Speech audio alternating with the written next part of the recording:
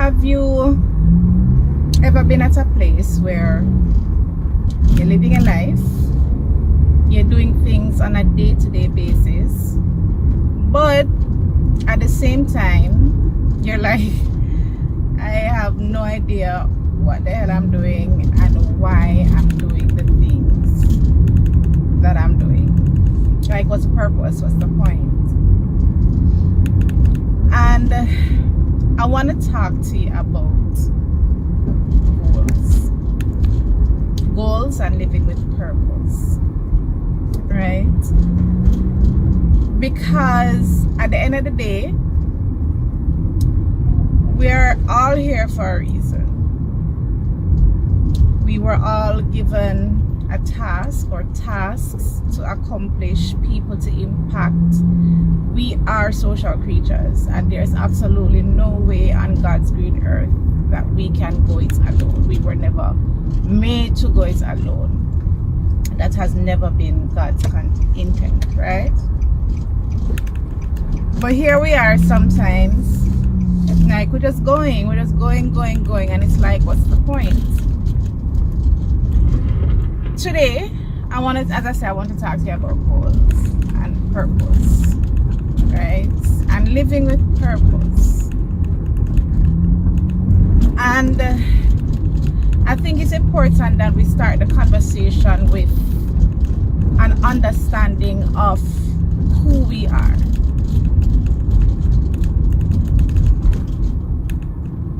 Yes, we are children of God.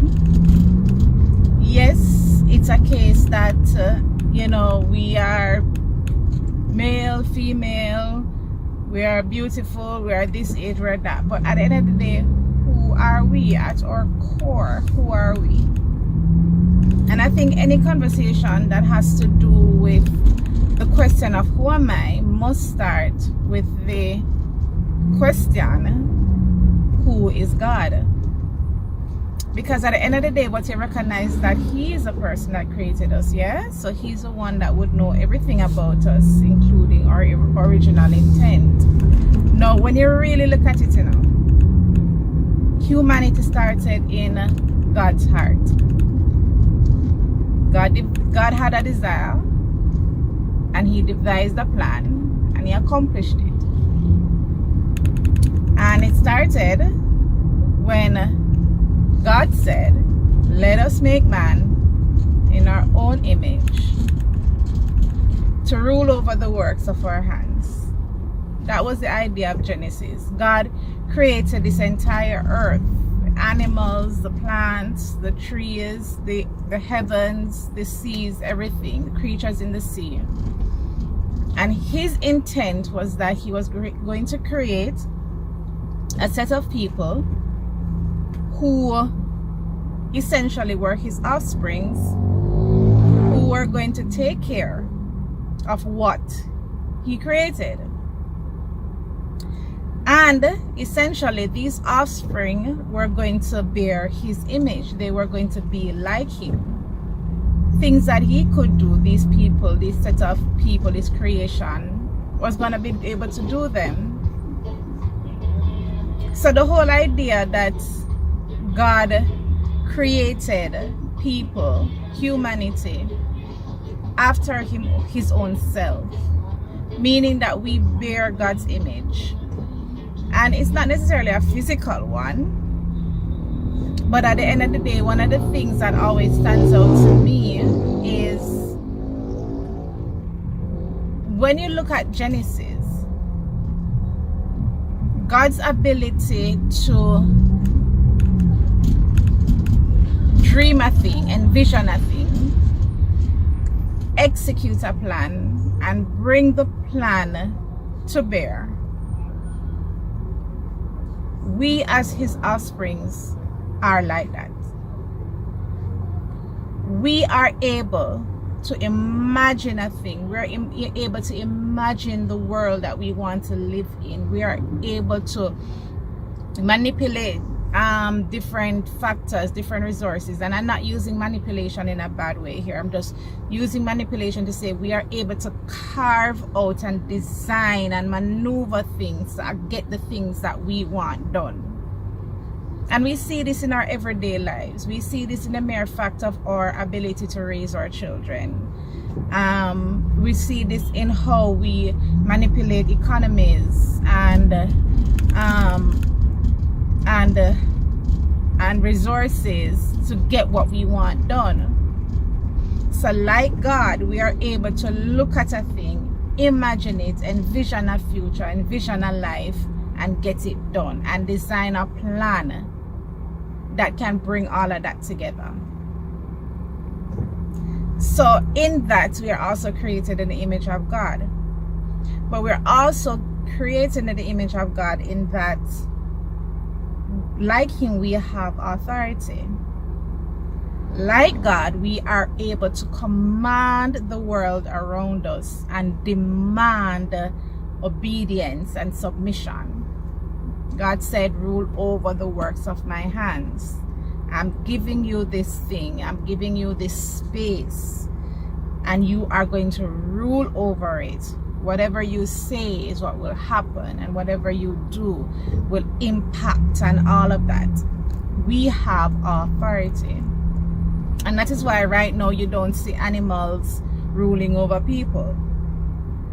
Right? You don't see insects commanding a human being to do what it wants it to do. Because ultimately, we are the ones with the authority. We are the ones with the power to command and demand submission with those things under us. So yes, in that, like God, we have authority. But the one thing that God asked of us, I'm going to put it that way, when he initially made his creation, was that in creating, in designing, in cultivating a world for ourselves, that was supposed to be done in relationship with him. Hence, God will come down in the cool of the day and speak to Adam and communicate with him. We can imagine that during that time, God was teaching Adam. We can imagine that during that time, Adam was seeing God, this being, and learning from him. Because as humans, our environment has a great impact on us. We learn a whole lot, and we're impacted by the things around us, especially the things that are closest to us. And in God building that relationship with Adam and building that closeness and intimacy, then Adam would have something. Even though he was created in the image of God, he was created and he is the image of God, but at the same time he's still learning about this image. He's still not the image, he's still learning about this being whose image he was created in. And I think to some extent, probably not all of it, because we know in part, I believe that this is what Christianity is about. We as Christians, we, not you, not me, we as Christians who follow after Christ, who believe that Jesus died and rose from the dead for our sins, we who know that at the end of the day, no matter what we do, we can't please God by just doing things. We please him by being and becoming what he created. That's what he wants from us. And I'm thinking that Christianity is about becoming that thing, being and becoming that original design in relationship with God, knowing him for ourselves on an intimate level. And from that relationship and from our experiences with God, that is what changes our character. That is what helps us to become the image, to be and to become the image of God himself in the earth. Because if you look at it, we are his representatives in the earth. He did give us dominion in the earth to rule over it for him, but in relationship with him. So imagine a world now where Adam, and when I'm saying Adam, I don't just mean Adam in the Bible, this one individual man. I'm talking about Adam as in the human race itself, submitting ourselves or ideas to God and learning to be like him. You know, I think that a lot of the way we have it wrong. We have a lot of things wrong. What has become Christianity to us, we have a lot of it wrong. This doctrine, oh, I'm only a sinner saved by grace. No, you're not. You are so much more. You're the image. Well, you bore the image of God. That tells you alone that you are much more than what you think or imagine you are or could ever be. And even though we lost that image, you know, with Adam sinning, Christ's return gives us the opportunity to regain that, to become what God originally intended when he said, let us make man in our own image. And in the image of God he created him, male and female he created them. So you see,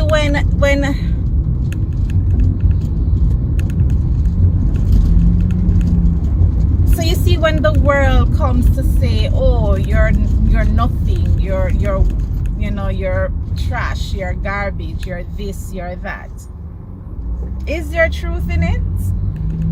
Certainly we are fallen. Certainly we have fallen from that original design. Certainly we have lost our way in more ways than one. Certainly sin has made a mess of a lot of things. But it is not all lost. God is able, and God has set it so that we as humanity can be redeemed and repositioned again to our original design or original purpose. I don't know about you, but I've come away from Christianity thinking that humanity, we are all evil, and our base desires are evil, and nothing we can think of. We can't think of anything good. We can't do anything good. We're this, we're that. Where every desire that we have is to be denied, and we're just evil and such.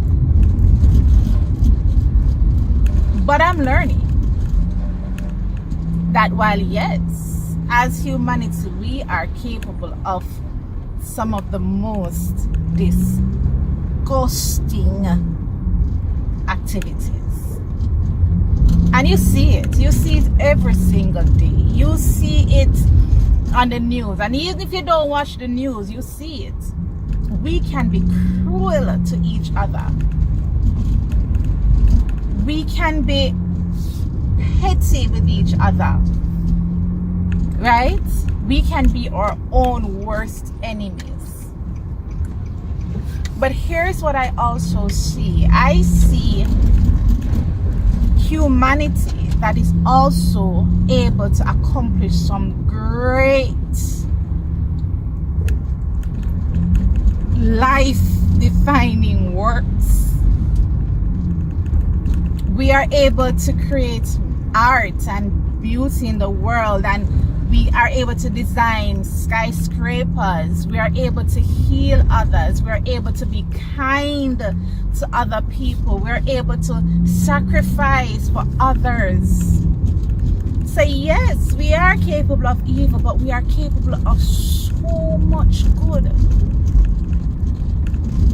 And I believe that if that relationship with our Father can be rekindled in each and every one of our hearts, we will be able to recognize that I'm more than the evil that I do. I'm more than the evil that I'm capable of.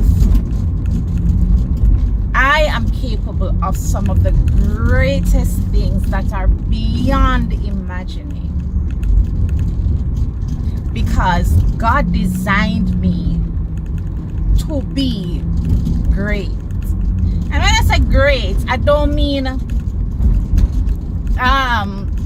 you have to be famous or accomplish mighty acts of valor. No, that's not what I'm saying. God has accomplished you. Sorry, God has created you to be the best that you can be.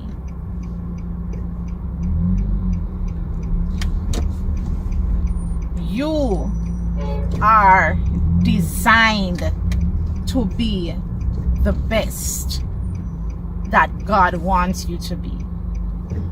And as somebody that is created, as somebody, you're coming from a stock that bears or was created in the image of God, and you still bear certain of his attributes. But in relationships with him, if that can be honed and developed and cradled, then you will see that you are much more than you ever thought, dreamed, or imagined. But this discovery comes only in relationship to your Father, to our Father, who, when given the opportunity, will be able to show us what he meant when he said, "Let us make man in our own image," and then proceeded to make man in the image and likeness of God, and giving him the authority to rule over the works of his hand. Bless you, everyone.